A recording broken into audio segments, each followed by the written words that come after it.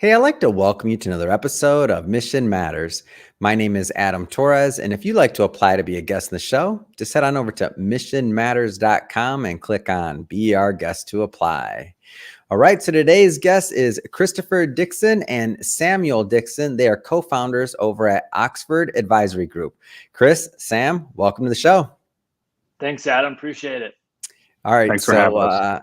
So big topic today, guys. So tax efficient strategies for retirees and advanced tax planning. So a lot of business owners, a lot of entrepreneurs, a lot of executives that watch this show. And hey, who does not want tax efficient strategies? So this is a popular topic for us, and great to have you both on. But to get this episode started, we'll start it the way that we start them all, with what we like to call our Mission Matters Minute.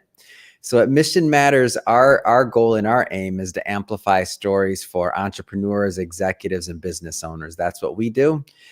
Sam, Chris, what mission matters to you?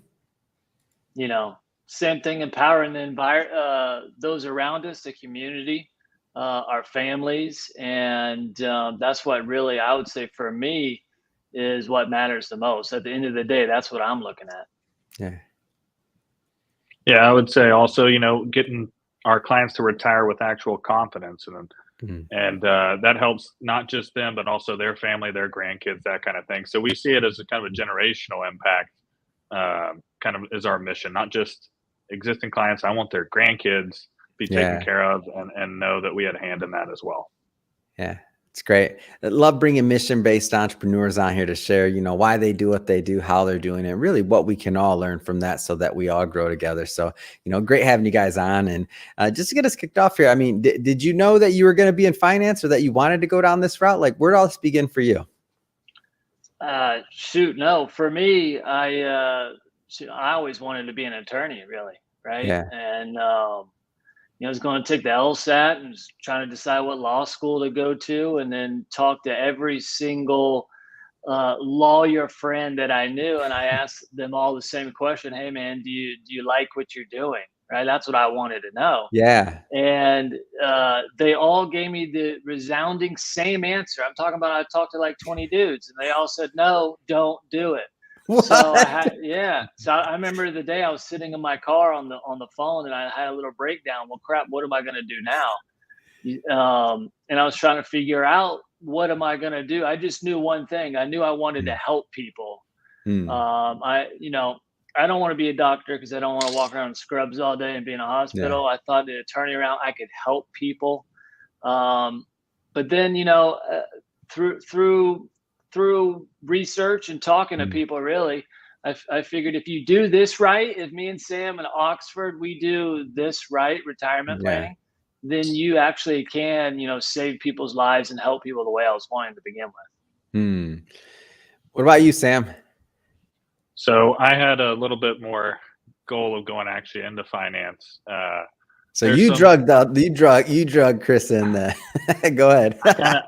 I've always liked the numbers and everything when it comes to it. I initially wanted to do mergers and acquisitions, which is a lot different, but you don't get to work with people. I enjoy that our firm gets to work with individuals and creating a custom plan for those individuals and not just some big block number. You know what I mean? So instead of like the Wall Street up there kind of finance, I was like, hey, let me stay more Main Street where I can actually talk to people instead of just looking at numbers all day. I love actually building the plans and getting to know the people as well. Yeah. And then at what point did you decide that you were going into business together? Like, I see the co-founders there. Well, how did that take place? I think if I remember correctly, Sam, I kind of drug Sam into it. Oh, did you? Okay. I knew kind of how Sam's brain worked. I was going to let that go, but yeah. I usually have the ideas, or the bigger ideas, trajectory, vision, and whatever you want to call it. And Sam usually double checks that and decides, hey, can we actually really do that or not? Most of the time I have to inform Sam, hey, I've already done it. Right. So then he's got to work that problem out. We got other brothers as well. And what we realize is, hey, if you got 3 brothers in here, guess what? It doesn't work. Too many heads. Too many. Knocking against each other, too many chiefs in a fire. But I would say our strengths and our weaknesses, we were able to recognize together that they actually complement each other.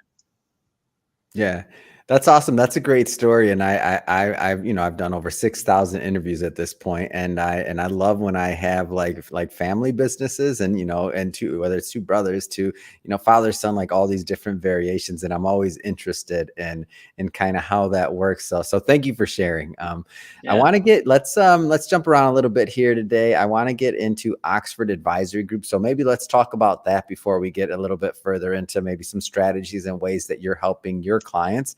But just tell me about the firm overall. We're a retirement planning focused firm with the emphasis on tax planning and estate planning. Hmm. When we started out, we said, look, we want to be different. We don't want to be, like Sam said, the big bucks down the road or just Yeah. the broker, right? One, we wanted to be comprehensive, right? You come Mhm. here and you can get it all Mhm. right. It makes it easy. And the other is, we said, hey, where's the void in the market? Where are people being, what's not being utilized? Hmm. And it was taxation.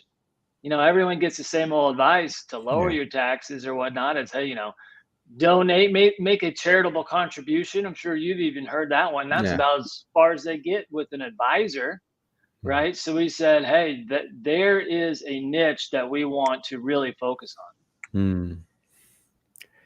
Is there anything that kind of surprised you as you went down that niche and got further along? And the reason, I'll tell you why I asked this question, because I feel like for the just to set it up, I feel like for most individuals, when they're kind of thinking about taxes, they think about their CPA and doing their taxes, but they don't understand there's a whole nother world and level and layer there that, people can benefit from, even if they're not ultra high net worth in a family office realm. Like, there's a whole lot more that maybe your CPA is not either aware of, they're not doing, and it's just not that's not what they're set up to do for most firms. It's just not. So I agree with what you said, but is there anything that kind of surprised you as you kind of went down this route and started to get more complex with helping families, when you got to kind of see behind the curtain and to see what most families situations actually look like?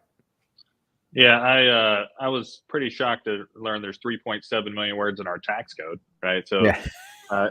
it's massive, and how little usually I'd see investments come in the door quite a bit, but it Mm, wasn't really like an investment plan that had an income plan with a tax plan kind of all talking to each other a little bit. So we would see certain investments that are causing way more taxes for no reason in somebody's yeah. portfolio just because they never had it looked at. They never had a tax plan built with the investments, right? Hey, the Mm, investment could be doing fantastic too, but if it's yeah. causing unnecessary additional taxes, let's try to work on that a little bit. Let's keep it Mm, fantastic investment wise, but let's work on that tax strategy over there as well.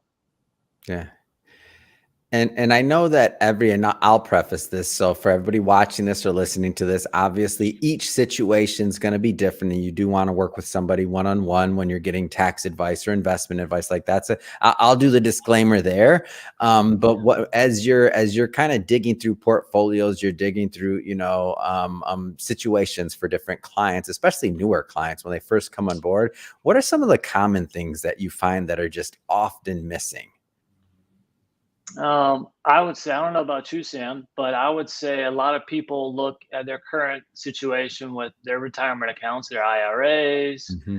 and they don't think there's much they can do because their CPA or their other advisors told them, look, you can't do anything about it. You just gotta, you know, pay all that tax. Well, Yeah. um, we're not necessarily in that boat. Like you said, everyone's different, and we have found that a lot of times there are things people can do Hmm. if they're a retiree with brokerage accounts or IRAs, that they can, in fact, they do have options. That's Yeah. that's the good thing. I will tell you, they do have options. Yeah. What about you, Sam? Like, when you're digging in a portfolio or otherwise, like anything that Yeah, I would probably second that. There's a lot of stuff that gets overlooked, and mm, I was surprised. I guess to answer the other question too, I was surprised at how much tax deferred money I mm, see in client accounts when they come in with our record debt levels are 34 trillion makes me tremble a little bit about deferring tax to the future, right? yeah. So that was a little bit of a shock to me. And like Chris said, people thought, hey, I'm stuck there. I can't do Mm, anything, right? So it's a yeah. little eye opening. So not obviously not prescribing, because somebody, you'd have to ask them one-on-one questions, but like, what are some of the strategies that you implement when they make sense for clients? Like, talk to me a little bit about the strategies. There's like Sam said, the tax goes 3.7 million words, and so you're really trying to piece different parts together. So it's less about, because I get that question a lot, right? It's less about, hey, this one product. In fact, there is no one product. Yep. You have to understand the tax code pretty well, where things are at. We're talking, it can come down to a couple sentences at 3.7 million words. And it's bringing those together, weaving them together. So you may have 3 or 4 different parts that now create a strategy, right? And you got to be creative thinking in this to be able to weave those together and create that strategy. But we view it as really an art form. We view it as art, as our craft. And we spent a lot of time researching this. Shoot, I was just an hour ago, I was just literally talking with one of my CPAs, going over a certain part in the tax code because of upcoming legislation. So it's also constantly being involved, right? Which most humans want to take the path of least resistance. And so if we take the opposite, and I'm constantly trying to innovate for my clients, that will come across. Tell me about your approach to just the financial planning overall. Like, talk to me about just the approach. Like, so you're bringing on a new client. Like, where does that start? Yep. So the first thing we look at is, again, we deal with primarily pre-retirees, retirees. So we're looking at, hey, what kind of lifestyle do you want? I'm trying to get their goals up front. What are you trying to achieve first? And then we dump out the puzzle pieces. So we look at what they have. And I always see retirement like a giant puzzle, right? You got to fit together an income plan with an investment plan, with a tax plan, healthcare plan, and legacy plan. So it's actually kind of like 5 plans inside of one plan to equal, in our opinion, a true retirement plan, right? That's what you need. So, and you have to fit them together the right way, just like those puzzle pieces. So we always start with the end in mind. Hey, how much do you want to live on, right? And people usually have a number, and then we increase it a little bit because they're usually lowballing, right? They usually spend more than they think they spend. Okay. I always tell them, hey, look at your tax return last year. How much came in the door? How much did you put away out of that? If you didn't put it away, you spent it, right? So that's your actual expenses, right? And that's eye-opening to a lot of people. They've never actually looked at it like that, right? So that gives us our target goal, and then that allows me to know, all right, here's the goal we're trying to reach. How do I rearrange these puzzle pieces with the income plan, the tax plan, the investment plan? How do I get them to match up to get that final picture, right? So starting with the end in mind gives me a bullseye or a target to hit. Yeah, I see that. And I think something that you both said a little bit earlier in the interview was that concept of being comprehensive. So many people will maybe only look at and it's not saying that they're doing anything wrong. There's just different setups, and you're going for a more comprehensive firm approach. So some firms only look at the investment piece. Some firms only look at the tax piece, right? But correct me if I'm wrong. You're looking at the whole picture, right? Yeah, definitely. We've got divisions for the everyday American. We've got divisions for the high net worth clientele. It's a totally separate ordeal, different services, but they can get the property and casualty, they can get their health insurance. We tried to think, what would we want? What do I like? What would I want? Is to be able to call up one number, right? And I can get a auto quote, home quote. I can get investment advice, ongoing tax planning, right? All that. Now, does that take a lot of effort to put together? Yeah, right. It takes a lot of effort, manpower. Got a lot of teams here. But yeah, that was the aim from the beginning. Yeah. And so we're in, just for context for everybody that's watching this, let's just say in a month, a year, or whatever. So we're in March of 2024. Lots going on. It's election year, obviously all the other things that are going on, post pandemic. We know what the market's doing. Like what should investors be thinking right now? What are some of the conversations that you're having right now with your clients? I think just buttoning down the hatches a little bit. It's an election year, but we also potentially might have some rate cuts. I don't know if those are going to happen. So you kind of Yeah. have two conflicting forces. Nobody has the crystal ball on battle. that one. I agree. But you have two major forces kind of pitted against each other right Yeah. now. So that's when you really got to true your stuff up and be like, hey, I got to have a plan if this market continues to run and I want to take advantage of it. I also got to have a plan if this market doesn't run up and it runs down. I got to be able to pivot really quick. And I can't be worried about that when it happens. I got to have the plan ahead of time. So I have a plan instead of reactionary, right? Because when we're reactionary, it's usually emotional reactions. And with investing, as you know, you shouldn't get emotional. It should already be pre-planned. I'm going to do this if this happens. I'm going to do this if this happens. That way we don't get into the, losing a bunch of money and making bad decisions out of emotions. Yeah. And Adam, so most people, they've got the same plan for both of those scenarios, or at least that's what they're told when they call their advisor, broker, whoever it may be. Markets, hey, what if the market goes up? Hang in there, ride it up. Well, what if the market goes down? Hang in there, good luck to you. They're told the same thing either way, which we think is erroneous. We think those need to be two different types of plans and two different types of strategies. But the thing is, you have to have enough wherewithal, focus, and strategy to do that planning beforehand. Like Sam said, you can't be reactionary when it happens. It's too late if you do that. Well said. Well, Chris, Sam, I just want to say, first off, it's been great having you on the show. What's next? I mean, what's next for you both? What's next for Oxford Advisory Group?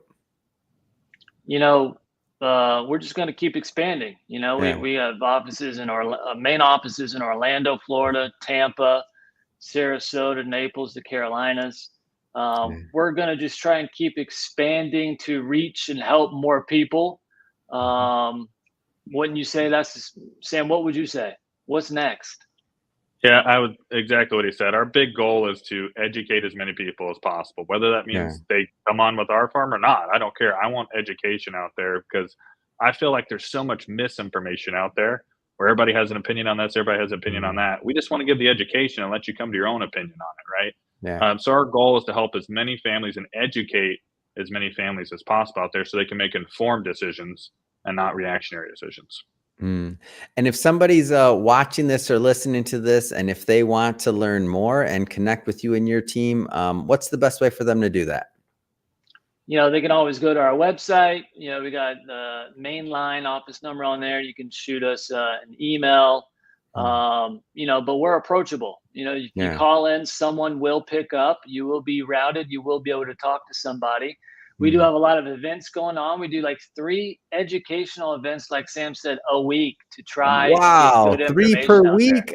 Yeah, That's 3 a per lot. week. So like 150 a year we're doing in different cities around Central Florida, Southwest Florida, Tampa. We've got radio shows in all those areas trying to get that education out, TV shows. Yeah. And in order for people to get on that list or figure it out, if they go to the website, like that's the best spot, right? Yeah. If they call in, we'll let them know the next upcoming event in their area, and we'll get them on that list. Awesome. And then are these virtual, in person, just to clarify? Usually in person. I don't know. No, usually in person. Yeah. I hate. I like in person. Virtual. I just want to clarify for everyone. That's all. We have some virtual options as well, but we do a ton of in person, which I feel like I can get Q&A and talk about what people actually want to hear, right? Yep. But we also have clients, all over the country, really. And so if somebody does want to do virtual, we do that. We have special, virtual parts in our office just for that. So we definitely do that daily. Fantastic. Well, for everybody watching, just so you know, we'll put all the links and everything else in the show notes so that you can just click on the links, head right on over to the website, and definitely call in Oxford Advisory Group and get more information.